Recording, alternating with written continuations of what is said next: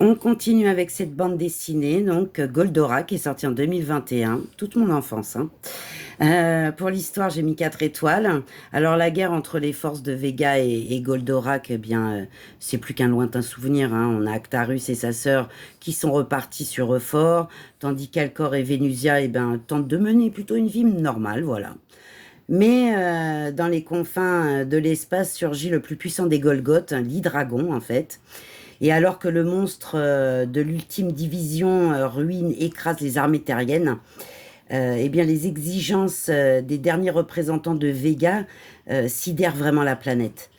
Sous peine d'annihilation totale, tous les habitants du Japon eh bien, ont 7 jours pour quitter leur pays et laisser les envahisseurs coloniser l'archipel. Donc face à cet ultimatum, eh bien écoutez, il ne reste qu'un dernier espoir. Goldorak, bien sûr. Alors, pour le dessin, j'ai mis 4 étoiles. On a une belle couverture cartonnée. Et là, on rentre à l'intérieur. On a un très beau graphisme manga. Très, très beau, je trouve. Des belles couleurs, aussi bien chaudes que froides.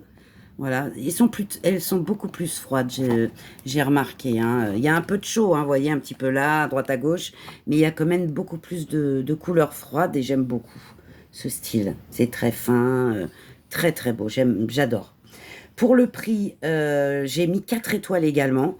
On est à 24,99 et en occasion, moins de 8 euros, ça le vaut amplement, franchement. Foncez si vous aimez ce style, c'est génial. Pour le plaisir de la lire, j'ai mis 4 étoiles également. Ça m'a ramené bien des années en arrière, en fait. J'ai adoré. C'est une très belle bande dessinée. Voilà, un retour à l'enfance pour les gens qui ont comme moi, voilà, plus de 40 ou 50 ans. Voilà, c'est l'idéal. Donc, et puis pour les petits jeunes, bah, ils vont découvrir. Franchement, je vous recommande cette BD. Elle est super. Bisous.